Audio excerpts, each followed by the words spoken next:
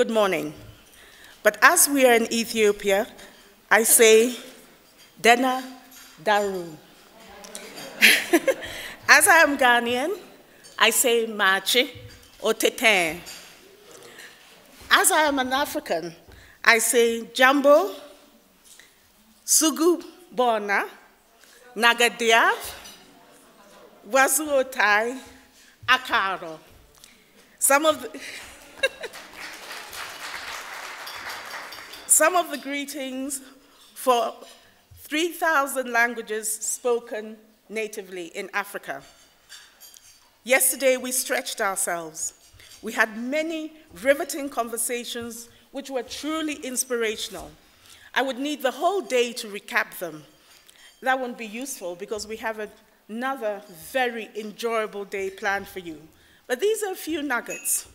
We started the day with Her Excellency Dr. Zuma and Dr. Tedros agreeing that an inclusive society is fundamental, absolutely fundamental, to Africa's growth and development. The recurring theme I heard, and I'm so glad I heard it, is that philanthropy is not new to Africa. We've just been doing it our own way, whether it's through cultural, religious practices, but we've been doing it, and we are going to continue doing it. We had conversations around Africa's greatest asset, our youth. We had some questions, difficult questions, thought-provoking questions, where we were asked that, are there too many pilot schemes around women and children? Were these pilot projects actually detrimental to those we were trying to help? We were asked to also think, are we scaling up projects that should not be scaled up? These are all the conversations that we asked. I believe we were all inspired. We were all humbled by the work of Dr. Hamlin. But then we were also told, borrowing from Shikara, this is our time. We were told this is a good time for African philanthropy, for us to own and drive the agenda through change. I know I haven't done yesterday a service. I haven't captured all the insights, all the knowledge, all the passion we all shared in this room, but time sadly will not allow it. Today will be equally enjoyable, equally interesting. I expect our speakers to challenge conventional thinking, to stimulate debate that will carry on past the sessions. We have a planning session where we are looking to everyone in this room to guide us in shaping APF, because APF belongs to all of us in this room, not just to me, not just to GPF, every single one of this room. But before we start, we have a short video from the truly, truly, truly inspirational Desmond Tutu, Archbishop Desmond Tutu, who regrettably could not be with us today. Thank you, and as a Ghanaian, I say, Medase. Leah and I wanted to be among you, present at the creation of the African Philanthropy Forum. But truth is, I'm not as young as I once was, and my body does not always obey when I tell it to get on an aeroplane. And so I send my heartfelt greetings from Cape Town, letting the video do the traveling. I have been a proud participant in the Global Philanthropy Forum, and I serve on its advisory board. I have always dreamed of an African Philanthropy Forum, of Africa, for Africa, by Africans. You are realizing that dream. We're fortunate. Africa is full of promise. Many of our economies are booming. Wealth has been created and shared. And our young, tech-savvy friends are bursting with talent, ready to be tapped. But while each person in this room has enjoyed the benefits of growth, others need access to education, to proper health care, to employment, and to the dignity that inclusive growth allows. Philanthropy and African philanthropy can play a pivotal role. The GPF has shown us what generous individuals can do. It has shown us that when you match a giving spirit with a smart strategy, you can help meet the needs of an individual, a community, a country, even a continent. You who are gathered in Addis Ababa were invited because you are caring, ethical leaders who are making a difference. Together, you can make a larger difference still. You can serve as models to others wishing to have impact. You can mentor up-and-coming leaders. You can bring your voices, talents, and ideas to bear on some of the most pressing problems. And you can help Africa meet its development needs. We have a beautiful continent filled with beautiful people, young and old, rich and poor. We can help them realize their potential, realize their dreams, and realize the goodness within each of them. It is up to us to be good stewards, to value, preserve, and spread that goodness. We can, we must, and so, for God's sake, let's do together. My heart and soul are with you, even if my body is not. God bless you. Thank you very much for joining us again this morning. My name is Jamie Drummond. I'm Executive Director and co-founder of an advocacy group called One. I think you heard from my colleague, Dr. Sipho Moyo, who may or may not be in the room somewhere, who spoke at this event yesterday.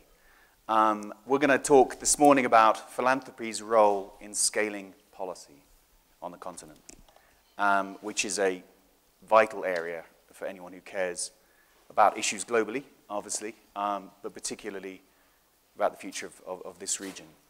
And I'm going to introduce the panel and then say a few words. Then we're going to have a bit of a debate and an argument if our conversation around the breakfast table is anything to go by. And then we hope to share the debate and argument and some solutions with all of you shortly thereafter. So to my left, we have Chude Jideonwo, managing partner of RED, which is not the RED that is part of One. It is a different RED in Nigeria, which he will, I'm sure, talk about, and also is co-founder of Enough is Enough and part of the Occupy Nigeria movement, two very interesting policy-related campaigns, which I'm sure we'll get onto about the policy dimensions of the activism that was involved in that. Nkosana Moyo, who I'm sure many of you know, Executive Director and founding chair of the Mandela Institute for National Development Studies, and also formerly at the ADB, where he was COO and Vice President. And Jennah Scott of the Liberian Philanthropy Secretariat in the Office of President of Liberia.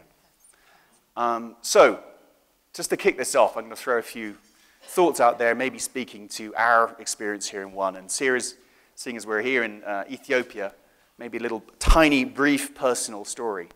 In 1995, I was traveling in northern Ethiopia, in Tigray. At that time, I was doing a story with the BBC and CNN on the 10th anniversary of Live Aid and Band Aid, looking at how the money from those concerts had been spent in that region, which, by the way, wasn't as bad as some of the media sometimes suggests.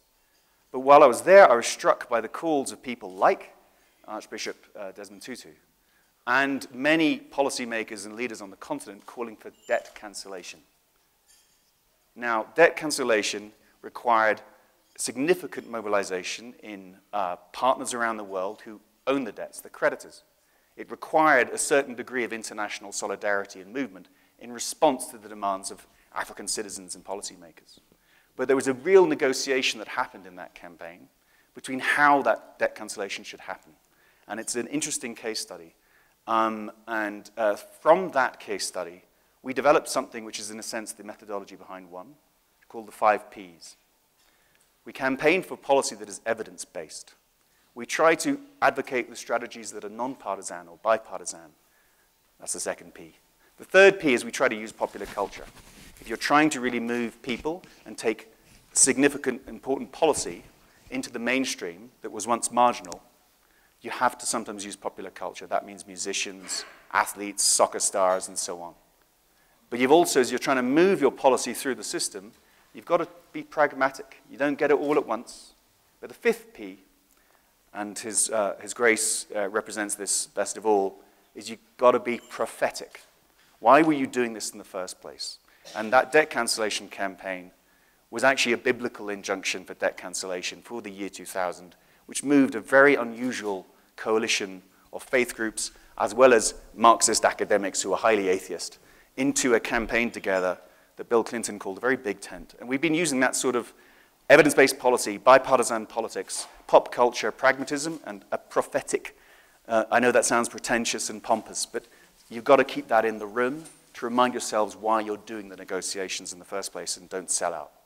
So that's sort of some of what drives us and has since informed our advocacy with those who fund us and our partners, who are many, and increasingly African.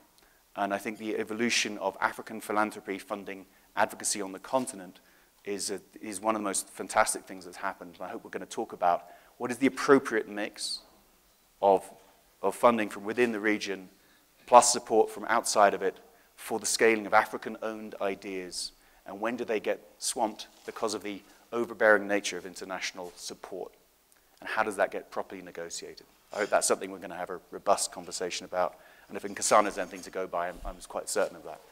So thank you very much for listening to those few words and the few things I threw out there. So Chude, do you want to kick us off? Okay, right. Good morning to everyone. My name is Chude Jideonwo. I work with RED, not Jamie's RED. But RED is shorthand for Red Media Africa, based from Lagos. And so it's interesting. I was thinking, while thinking about what to say to kick this off, I thought it's remarkable that we're having this session at there's a period of time when there's the Africa Rising narrative, which is a positive one. And the whole essence is Africa is open for business.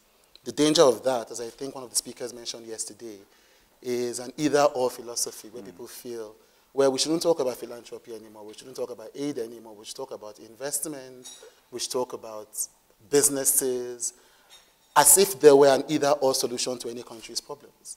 And I find that it's important that we are driving this in the mainstream at this time. So in terms of how philanthropy can drive smart policy, I would use a lot of Nigerian examples because that's my peculiar experience. So there are the obvious examples. The Minister of Communication Technology in Nigeria said just last week, I mean, it's a popular thought, government innovation is an oxymoron. It's either government or innovation. So many people who want to drive innovation nationally or on any issue look at a problem, they want to solve that problem, and they think, well, the government is not going to get this done, so can I find somebody with the funds to get this done? Just simply the obvious example. And there are many examples of this in Nigeria. I know that the Tony Elumelu Foundation, and the rep is here, funded the National Competitiveness Council last year. So it's simply, this has to be done, we need to drive competition. The government doesn't look like it's going to move fast enough, even if it has the best intentions. So we're just going to find the money, find the CEO, fund this organization, and get it done.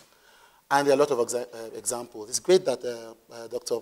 Pate is here, former Minister of Health in Nigeria. So something that is interesting that is being done in Lagos now, in Nigeria now, is a private sector health alliance.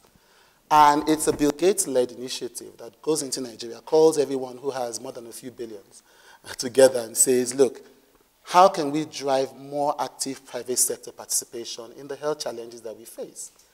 And we can wait for a while for government to get around to this, but then there are all kinds of bureaucratic challenges to face. Can we find the money? Can we fund this idea?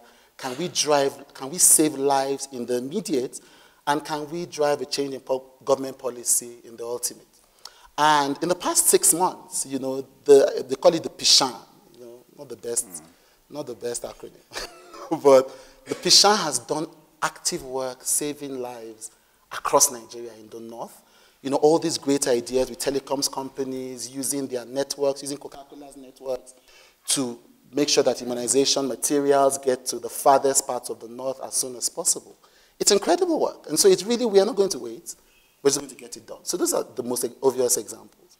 And then there's the other examples of people, things like occupying Nigeria, which is, look, there's so much corruption.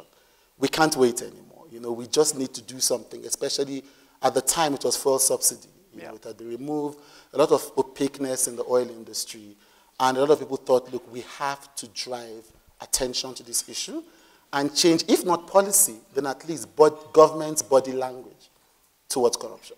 I will ask you precisely to explain what's happening in Nigeria in a moment. Right. So the Occupy Nigeria movement would not have happened if, a bit again of an oxymoron, we're fighting, the Occupy movement is all about anti-capitalism and all of that, and then we have a few capitalists giving us the funds to drive this issue. But that's another example, so you're either working to fund it or you're working to fight it, and you need the funds to do that. But then what I'm most passionate about is a model I call ignore the government. Ignore them, which is not a fatalistic, I'm not going to engage, because there is a full justification for why donors and philanthropists work with government. They have the ability to scale, they have the networks, they have the people. If we want to fool ourselves a bit in a lot of African countries, they have the legitimacy of free and fair elections. God bless them. And so, it's possible to do this. However, because, so an NGO wants to solve a particular problem, and it has the luxury of experimenting in different contexts. So you can test this and try if this will work, and test this and try if it will work. And it doesn't have the burden of politics, because policy formation, the Americans know better than anyone else, is rooted deeply in politics. You can't even give free healthcare without the politics of everything else. But the NGOs have the luxury of testing and trying, and even minimally scaling, without all that hindrance. And what can happen is if they succeed and they find a model that works, then it's easy for government to adopt and say, well, this has already worked, the arguments have already been made, the mistakes have already been done. All we can do is just show this as a case study. So I say, in that sense, the government is like a baby. So it wants to see the candy. Seeing is believing in that sense. And there are so many examples in Nigeria. One of them I was sharing with you is the co-creation hub. Yeah. And we've been saying, look, the technology space is opening up. And our organization focuses on enterprise and jobs. And say, look, the space is opening up. So many opportunities for young people in this business, And we almost wanted to hit the government on the head with Silicon Valley, Silicon Valley, Silicon Valley. And nobody's paying attention. And the co-creation hub's co-financed by Media Network? But Media Network, to the Liberia Foundation, great guys. And, all of this. And so people just go ahead and find the funds and do the hub. And then we have other ideas like the Innovation Hub and the Hot House and all of that in Lagos. And then suddenly, the government thinks, oh, this is a great idea. We can do this. And so the government begins to create, the government is on steroids now, creating the idea hubs across Nigeria, in Calabar, in Lagos. They are buying whole buildings, they are setting up underground cables. It's like a miracle. But only because people had provided the funds for us to test. And the Conservation Hub is a shiny new thing in Lagos now, but it wasn't always like this. But now it's succeeded. It's created brilliant ideas like budget, brilliant ideas across the field. And so the government now sees that can work. And the argument has been made. And all we can do is adopt and possibly scale. So I think that ignore the government, is a very powerful tool. It's actually helping the government by stepping aside from it, and you can only get that kind of thing done if you have donors who are ready. Donors are almost like investors in that sense, who are ready to just give you the funds to say, look, I think this will work. It will take a while, but take these funds and get it done. One of the speakers yesterday also gave a good example of FGM. If the female genital mutilation as an issue wasn't sexy or mainstream or something that the public connected with a decade ago. So 3 countries had signed laws outlawing this, but then donors kept funding organizations and people passionate about this issue, And 10 years later, 33 countries across the continent have outlawed, have passed laws that make FGM illegal. And if we're waiting for quick fixes, which is government is in a cycle of 4 years. So if we want them to make decisions that will make them look good, make them re-elected, they won't be thinking too long term. Interesting. But donors have the capacity for long suffering, So just keep going, there'll be a breakthrough. And I think that's one of the most important roles that they play. It might be interesting to see, with the FGM example, what happens to LGBT with the legislation in Nigeria and Uganda. I wanted to use that example, but I thought it might be polarizing. Yeah, well, so we're for debate. Nkosana, do you think we should ignore the government?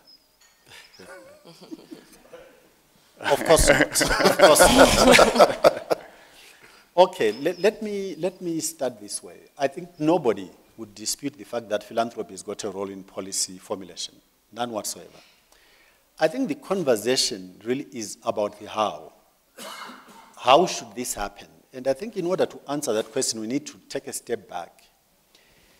Geopolitics, national politics and geopolitics at the moment is about conforming. We live in a rules-based world. Within a state, we need to be clear and identify the parties that contract, either implicitly or explicitly, and internationally similarly. And once you framed it that way and understand that the relationships that supervise where the agreements are struck and so on, those relationships need to be understood very clearly, because they then define who is accountable to who has got the legitimacy to contract. And I think that's a backdrop we need to be very clear about. Secondly, clearly the context within which we're discussing this is an African context. What is the policy landscape, if you like, on our continent? Our continent is characterized by weak or new democracies, young democracies, call it what you like. And what comes with that is that the behavior of our government has got a number of shortcomings. Typically, our governments run their countries for their party members, not for all citizenry. That's one issue. The second issue is that the concept of loyal opposition in emerging countries is very weak. If you disagree, you're considered to be disloyal, not to the individual or the party, you're considered to be disloyal to the country. So the way you are treated is as if your citizenship is actually stripped off you. That's the second point. The third point, which I think is critical to understand, is that in most of our instances, civic society's capacity is very weak. So I'd like us to, as we debate this, have these frameworks very clear in our minds. Who are the contracting parties? We live in an imperfect world. The defining unit is the nation state.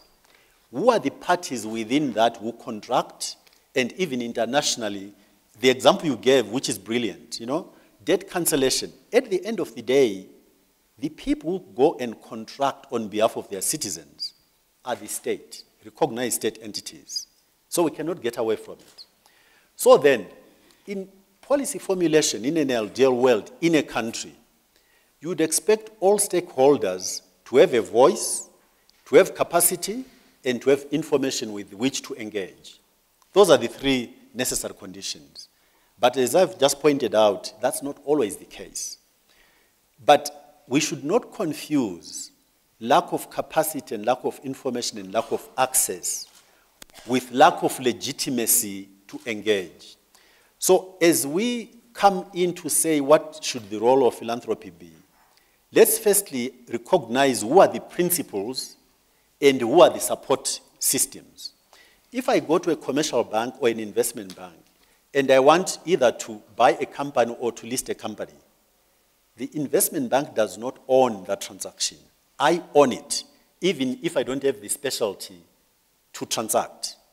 I am the principal. I own the transaction. So the citizens and stakeholders in a country must own the agenda. They should not be shifted into a place where they're following somebody simply because that person or that entity has got money. That is inverting the relationship, and in many ways, ending up in a place which I would suggest to you is even worse than where our governments are treating their own citizens. So yesterday I thought I listened. I'm not a diplomat, so I tend to want to put things very bluntly. I thought I had a conversation yesterday where people were talking past each other, either deliberately or because of political correctness, I'm not sure which. Yeah? So here is my take on this. We've got an event here where we've got international development, let me call them development partners to broaden the categorization, okay? And then we've got what I would call the principles, people who are from the African continent who own the relationships. I would suggest that international philanthropy, not just about money, it's about all sorts of other support systems, must align itself behind the stakeholders on the continent who've got the legitimacy to contract. And that once you find yourself inverting that relationship, you are subverting the relationships in the first place. All of you are going to be familiar with where we've come from in the development debate about World Bank, IMF, and even my old, more recent employer, the ADB. People have struggled with who should own the agenda, whether it's economic restructuring and so on. We've come from a world where the World Bank, because it had the money, went around bullying governments and telling them what to do. But look at the results on the ground. Part of the lack of implementation comes from exactly that issue. Who owns the agenda? Once you confuse ownership of money and ownership of the agenda, you're going to create inefficiency and almost incapacity to implement. So, absolutely, role for philanthropy, but let's be very clear about the architecture of how the relationships happen. So let me just finish on one other thought. I have come from the world of private equity. And in private equity, when you go raising money, it's a fascinating issue. You have to make a choice out of two possibilities. If I am what they call a general partner, i.e. the manager of the investments, and let's say I understand the African continent and the opportunities which resides there, I go off to the States and I want to raise money and I go to the LPs, the investors, and I can either package my message to them so that they give me the money. So in other words, I structure my offer to them by first understanding where their own appetites lie. And that way, I don't have to convince them. I simply offer them what they already want anyway. Or I go with a conviction that I understand the African market better than they do. And so I can explain to them why there is an opportunity, why it's sustainable, why it will make them money. And I accept that some of them will buy into the story and others won't. And I'm quite happy with it. I go along with those who buy into the story, and I leave those who don't buy into the story behind. Now, my observation, this space is very new to me. My observation is that most entities with money, by the time they decide to establish a foundation or any other trust or whatever, they've also made a decision about which space they want to deploy that money. Which means, by and large, they come already with an agenda of how that money is going to be spent. As opposed to saying, we're going to find somebody who understands this market, the entrepreneur who is passionate, and we're going to listen to the story. If we buy into it, then we'll support them. So my appeal, therefore, is it's almost inevitable that when you've got money and you decide to go this way, you will have your own ideas of where you want to put your money. So my appeal is just this, that you leave a certain percentage to innovative ideas that may come your way. I'll leave it at that. Well, I mean, you've raised a lot of very fascinating questions. I think a lot of them come to specific focus, I think, in a country like Liberia, which is post-conflict, self-described, fragile, and I think the president's always looking for capacity there, and you are capacity for her on trying to develop some of this and raise resources and finance the capacity to implement policies and so on. How has Liberia tried to develop that capacity so that it can better own? We campaigned for debt cancellation for Liberia, which hopefully created some policy space in the early days of her administration. But then after that, there was all the extractive industries work that had to happen, again requiring a lot of capacity. So how challenging is it to develop that ownership in a country coming out of where Liberia has been for you and the president?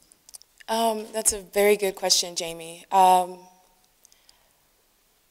would say that in Liberia, I think from the onset, President Sirleaf and the Liberian people were very fortunate in terms of philanthropy and how it supported policy that a lot of the original funders that came to the table and said, you know, what can we do? And how can we support work here in Liberia?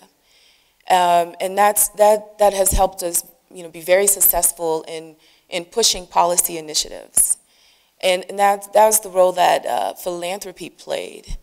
On the larger scale with our development partners, it was still the traditional struggle that he spoke about, where the policies have already been pre-drafted and pre-described. I'll give an example. We were discussing it this morning about the electrical situation in Liberia. Earlier on, the Liberian administration and everyone agreed that the way to maintain the peace is to really focus on social issues, healthcare, and education. And you know, we quickly saw that unless other major issues were addressed, the initiatives and the interventions that were happening in healthcare and education were not being realized. You know, if a school was being built, if the road situation wasn't handled, people couldn't get to schools. And if the electricity situation is not put under control, the interventions in medicine and in healthcare were not being realized. So during the second administration, the Liberian government made a somewhat quick policy shift to make the priority about electricity, ports, and roads, and saw that as key to transformation for the economy and what was going to drive jobs and help us to realize interventions in the social areas. Naturally, our first step was to go to our natural partner, which is the U.S. government, and tell them and advocate for this and garner their support. And the U.S. Embassy and the USAID said, no. The focus for Liberia is education. And they provided the government and wrote all these articles about why it was important and presented great policies and great data. But the Liberian government really stuck to this one. Last spring, President Clinton visited Liberia. And as all world leaders do when they come to visit and important people come to visit, they take the elevator to go up to see the president on the 6th floor of the foreign ministry. And due to our electrical challenges, the generator went out. Well arranged. And you know, the elevator pitch. And one generator, we couldn't switch to the other generator because the other one broke down a few days ago, and we were waiting for the parts to be imported from China. The generator went out, and the serious panic ensued. An American president was trapped in an elevator in a post-conflict country. After the meeting with the president, he took the stairs, and in his press briefings, he talked about the need for addressing the electrical challenges in Liberia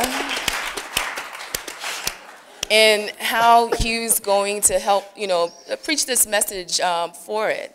And then all of a sudden, the language around the importance of the policy initiatives for Liberia and the support came from the U.S. government now. And they're a part of the hydro rebuilding committee.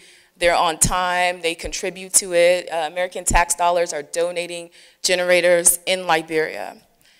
And you know, the question was asked yesterday, what's the difference between African philanthropy or philanthropy in Africa?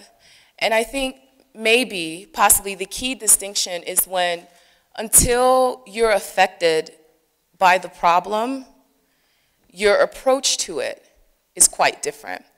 When you're affected by the problem, your approach to it is you're more results driven. Your approach to the policy or the intervention is quicker. It's more demanding because you're affected by the problem. And until, the American government had this major crisis on their hand, until they were affected by the problem, they didn't understand and couldn't understand the policy shift. Jamie and I were discussing earlier, we were going back and forth on email about this, and he said, when we're talking about policy, what about this issue of, supporting African think tanks, to support more think tanks? And I think it's too easy. I think we're reaching for the lower hanging fruits. I think Penn State reported that there are over 6,000 think tanks worldwide. About 500 of them are in Africa. That's like at least 8% of the global think tanks in the world. I think 15 of them alone are in South Africa. I don't think that there's maybe a shortage of supporting think tanks, or I think that philanthropic dollars towards just supporting the think tanks and the policy creation is too easy. That deliverable is too easy. It's a very simple deliverable. Draft a good policy. The end result are words on paper. I don't think African philanthropy should be, in my view, focused on more writing factories. I think, and not to take away from the value that think tanks brings, but I think the real lack has been in the support and funding for the implementation of policies. I'll give another example of, one of my favorite example of philanthropy in Liberia, and in my view, philanthropy in Africa in general. And I'm careful to say the name of the foundation because I don't want to point to the amount of dollars or the big name that's behind it, but just the way their intervention came in. The World Bank in Liberia for several years have been working and developing a policy on cleaning and waste management in the city of Monrovia, and nothing was realized by it. Yeah, the city mayor constantly complained about endless meetings with the World Bank, and nothing was happening with it, and it was just a talk shop. The Gates Foundation swooped in, and I believe they did this in 4 other African cities, swooped in with a very simple policy intervention. They sat down with the city mayor and said, what do you need? And she said, look, I need money to buy the trucks, to set up the sites, to remove the waste, from the city. They provided the funds to do that. They provided her the support to implement this policy. The World Bank is still discussing it. They provided her the support to do this. Monrovia, the impact, it was a very simple intervention, but the impact has been so phenomenal. It addressed healthcare in overcrowded, unzoned areas in Monrovia, brought down the numbers of malaria infection and diarrhea outbreaks quickly, just almost instantly as this project took place. It created jobs. The average Liberian person who's probably uneducated, cannot enter into the formal workforce, is now an entrepreneur, a community-based entrepreneur, as they call themselves, CBEs. In their community, they're providing a service to other citizens, which is to remove waste, and they're being paid for it. So now they're entrepreneurs in the community, jobs automatically created. It had an even deeper impact. A group of women who are also a part of the project in West Point started collecting the disposed water satchels, and many of y'all are familiar with that we drink of, and tearing it up, pressing it, and ironing it, and they're creating raincoats, backpacks, bags to go to the market with, and they're selling it right there in their communities and creating more revenues for it. And it's one of my favorite examples of what philanthropy can do in terms of policy intervention. Is instead of Gates Foundation coming in and saying, let's write this policy, or let's think more about it, and coming in with all these complicated metrics, they agreed with the city mayor on this very simple intervention and provided the support that allowed her to provide this service, you know, to Liberia. So in short, I think we were going back and forth on this. It's not that we shouldn't support think tanks, but I think more focus and philanthropic dollars should go towards the intervention of policy, the implementation of it. We, in my view, are not short of great policies on the books. I can walk you into any government ministry in Liberia and take you to the filing room with a little bit of dusting and shuffling around. You would read some extremely good policies that were drafted by, you know, thought leaders and NGOs and even some former government ministers. The problem is it's on the shelf collecting dust because there's no funding support. There's no support for the implementation of policies. So, you know, I would like to hear more discussion about how philanthropic dollars could go towards the implementation of policies. Well, I'm going to annoy all three of you by quickly summarizing. So, ignore government and lead, innovate, and they'll follow. Go for government, ensure ownership, negotiate that carefully, and implementation with the capacity to do that. But I'm sure there's lots of other views in the room, and it would be great to open up the discussion to anyone in the room who has got a question or wants to raise an issue or join this discussion. And please, if you could, when the mic reaches you, if you don't mind saying your name and where you're from. Thank you. Good morning. My name is Fortune. And thank you, Chude, for that wonderful summary of what you do and what the Occupy Nigeria does. I'm actually a behind-the-scene follower of Occupy Nigeria. And although I'm not so active, but you could hear my voice and see all I'm doing on Twitter. But the thing is, I don't think we're doing enough, because all the really good things you said are done only in Lagos. When you go out of Lagos, there's really nothing going on.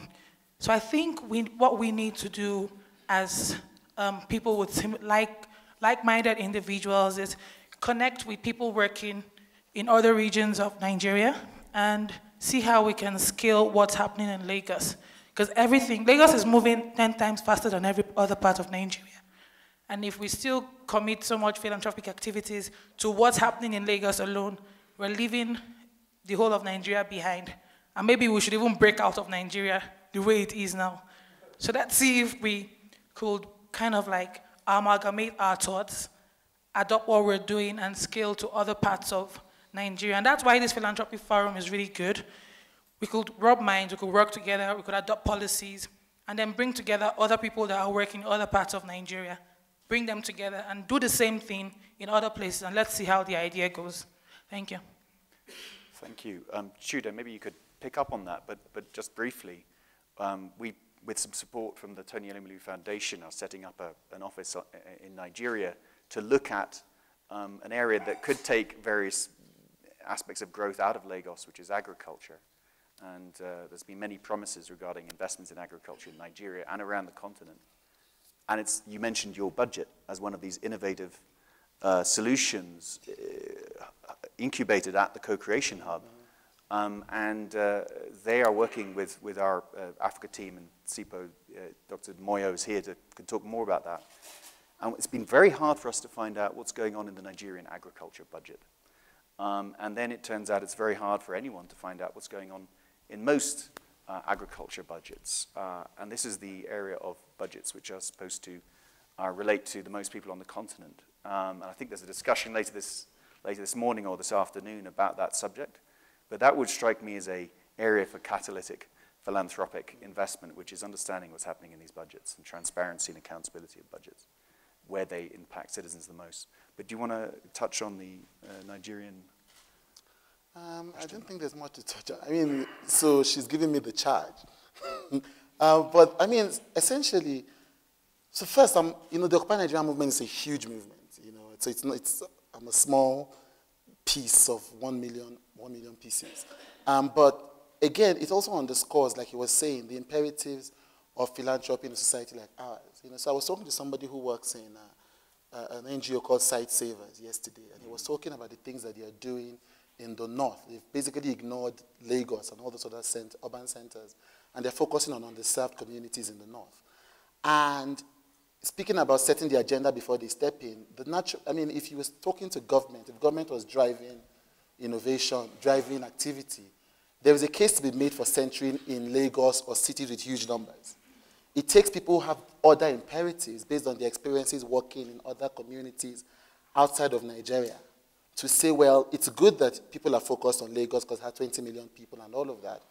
But then what about the people who are underserved? What about the people no one is paying attention to? And again, I always say, well, you just pick a spot and you start digging. You know, you think of where you can have the most impact, where you have a deeper understanding of the issues, and you hope that as you're doing your bit in this section, that other people are doing their bit in other sections. You know, so the imperative so you're right, there is an imperative to go outside of Lagos. There's an imperative to drive issues wherever there are human beings, you know, but then essentially people must work from their positions of, I think, strength. So, but then, again, you are completely right. We should go out of Lagos. So, can I just come into... Sure. Yeah. And then, you see, there is a danger here. There is very interesting expression you used. You hope other people are doing their bit elsewhere. Running a country is like manipulating or putting together the pieces of a jigsaw puzzle. And there is no way you can hope that other people are doing their bit. The planning has to be such that you've taken account of all the other bits. You've understood the deployment and prioritization of resources in such a manner that the total system's integrity is maintained. And therefore, there cannot be a statement like, you hope that other people are doing their bit. Because and I've found that, because I spent a bit of time in cabinet, and it is precisely this approach that African governments employ, and the reason they employ it is because, quite mistakenly, the head of state wants to play games. So he or she negotiates with each minister, as opposed to it being a cabinet-owned total plan. So the bits and pieces are completely disconnected. And at the end of the day, they do not make sense. Right. Yeah? So there should be an understanding that it's like a football team. You cannot say the goalkeeper can do his own bit and everybody else do their own bit, and I just hope that the bits will come together. There has to be a game plan, a total game plan. Second point I would like to come back to. My observation in the interventions of development partners is that when they come into African countries, they take the sexy bits, which are short-term, which create incredible distortions to our economies. Let me explain. Most of what is sexy in development intervention are things which do not strengthen the economy, are things which are recurrent expenditure, like health and schools. But guess what it does? It actually weakens the state's own capacity to now support these things. So if a donor comes and builds a school, and your own economy has got no capacity to run those schools and pay the teachers and so on, and the donor walks away, what then happens? So if I was running a country, I'm very clear of what I would do. I would relegate, cruel as it may sound, life is based on the principle of you sacrifice today in order to get returns tomorrow. There is no difference in any aspect of life you look at. So I would be very clear. I would create a strong domestic economy which allows me to use my own economy to carry the burden of running its social services. I would not allow development partners to come in and expand the social services to a point where my own economy cannot support them. I just wouldn't allow it. I would not accept the money. Interesting. When we campaigned for debt cancellation, freed up a lot of resources that were arguably the country's already. The gentleman at the back with the tie, and then lady over here, and gentleman there. And maybe if you could all say your questions now so we can get a bundle in, so all three of you in sequence. Thanks. Okay. Good morning. I was really reflecting on the three presentations. And I thought what was interesting is the divergence. But let me say my point, which is that I have a feeling that we get locked up in an either-or framework. And that doesn't really seem to move us forward. So my understanding is that the philanthropy is part and parcel of the broader civil society. And civil society is not just one block. So there will be a civil society that is going to collaborate and work with the state. There will be another civil society that would not collaborate with the state. In fact, it will be fighting the state almost on a daily basis. There will be a civil society that just ignores the state at all. In fact, it doesn't need the state. It's survivalist. So there are those layers. And philanthropy also goes along those layers. So it can't be that we move all the philanthropic dollars towards one end and leave the other. So I'm really responding to the Liberian presentation that perhaps philanthropic dollars must really go towards the implementation of the policy and not the other side of it, which is right. You need civil society to advocate for the implementation of that policy. And somebody has to fund that. You need civil society or think tanks to actually analyze the impact of the policy and so forth and so on. You need philanthropy to support that. And then you need the state to implement. And you might also need philanthropy to do that. But as Nkosana explained, I think the nature of our countries and our democracies are such that not everyone is actually in agreement with that government in power. And so to really push everything towards government and say you shouldn't support anything that is not around implementation, I think we might find ourselves in a situation where we really are not pushing the debate forward. So I would appeal that we kind of broaden our intervention to an extent that everyone has a role to play and everyone gets the support that is needed, as opposed to really moving towards what we like now, which is our government. We've only got 3 minutes left and we've got 4 hands up. So could we try and keep our comments and questions brief if we can? And then if we have time, I'll ask you all to say a brief final word. Well, this is a great start to the day, and I think we're very grateful to all three of you. I wanted to respond especially to some of the last comments that raised provocative questions about think tanks and about the role of implementation on the policy side. And just remind us that we've kind of forgotten a really important set of institutions, I think, throughout these 2 days, which are national universities, and the potential that they really have to replace or to substitute for think tanks and to create the next generation of citizens that are going to man these government bureaucracies and provide women and men that will run them. In North Africa, we're beginning to think about an alliance of leaders and students in these institutions that want to make them more civically engaged, starting with wherever you can, not worrying about reform of the entire system, and using the talent, because often these people rotate in and out of government anyway, and I think they're a resource that we ought to be looking at. Thank you. Thank you. This gentleman, then, I'm afraid this lady over here. I've not been looking this way enough, so apologies. And then Dr. Moyo, and then I think we're going to have to end. Sorry, did you want to say something? Oh, you're done. Okay. I want to be his minister because I would like to propose to him maybe a lesser evil, you know, than sort of donors coming and expanding the sectors and parallel systems and so on and so forth and structures, which is this, that perhaps there's something in between, you know, as long as there's a need for assistance, for external assistance, and that's only as long as there is a need for it. If it's gone away, that's fine, but if there is a need for it, I think the lesser evil is a thing called general budget support. It's not perfect, but it allows you to focus on government's priorities and to deploy it in government's priorities, and it does not allow the building and the support of parallel systems and parallel structures, which actually weaken the national systems and national structures. So that's my contribution as Minister for Finance.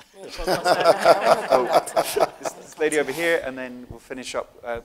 Okay, if everyone keeps it brief, all three can fit in, but it has to be, I'm afraid, 30 seconds each. My name is Vuyiswa Sitsumo. I work for the Charles Stewart Mott Foundation. And Becky has already touched upon a lot of what I wanted to say. And this was a comment from Nkosana.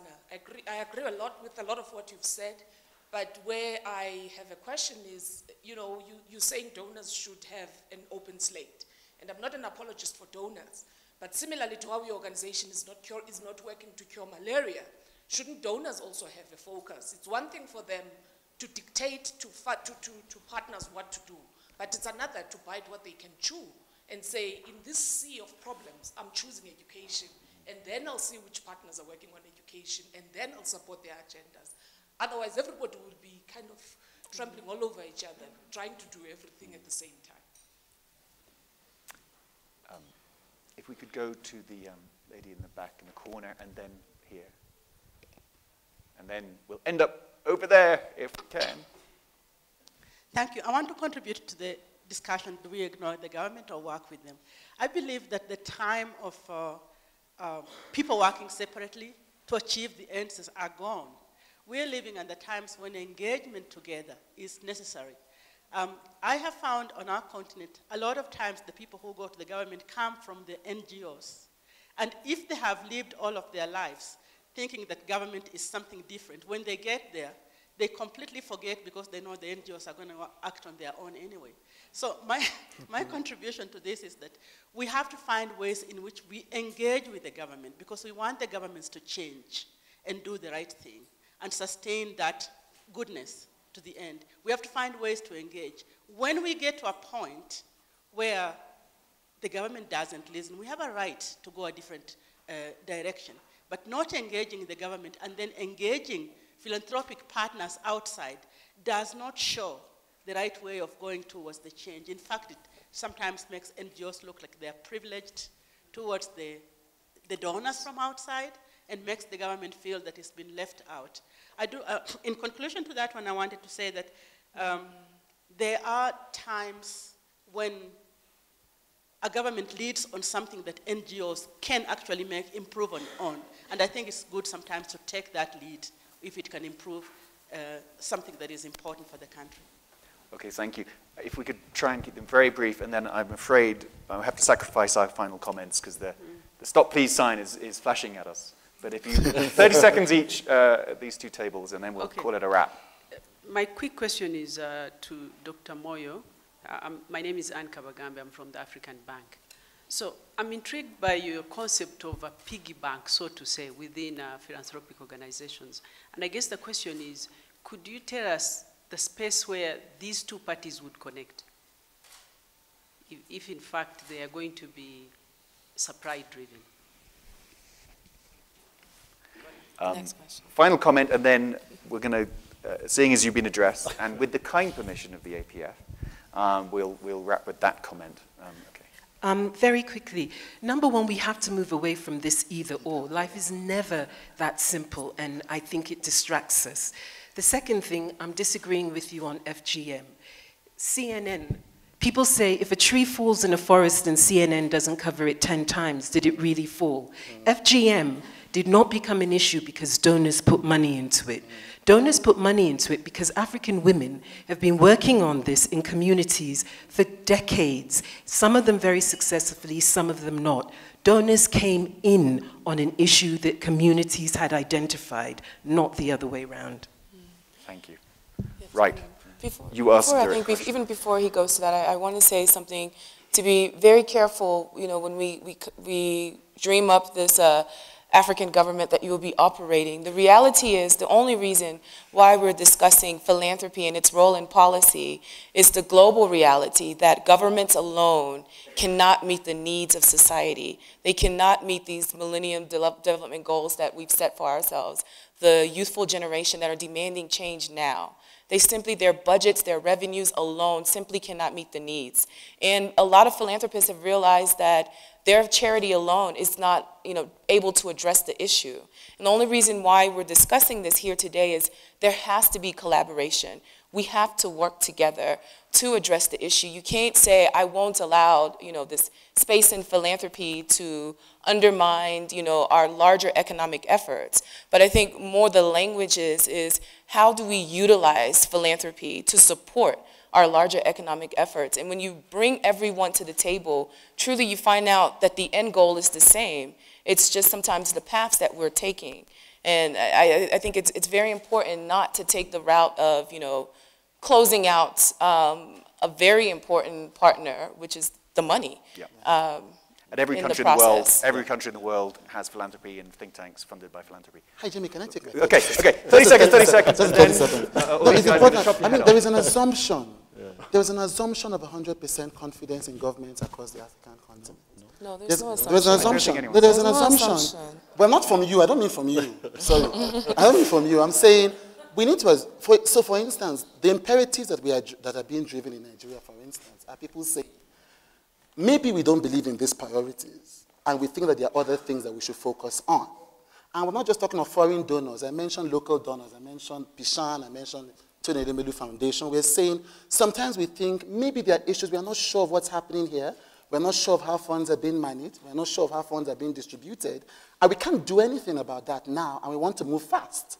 So can we find people, local people working in NGOs, local businessmen, anybody, donors, foreign, local, terrestrial, anybody, who can solve the problems that we see immediately? To be continued in the coffee break. Nkosana, do you want to have the final 15 seconds? So, just 2 quick comments.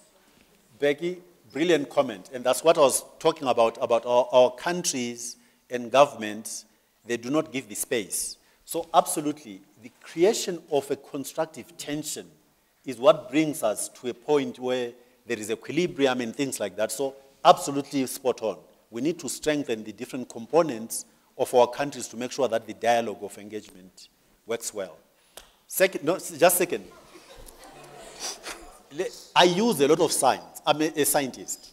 In science, there is a fascinating phenomenon. If I take 2 sine waves and I combine them, depending on the phasing, I can either get additionality or I can get destructive interference. So the fact that you bring money into my country does not guarantee additionality, depending on how it's done. To be continued in the coffee break.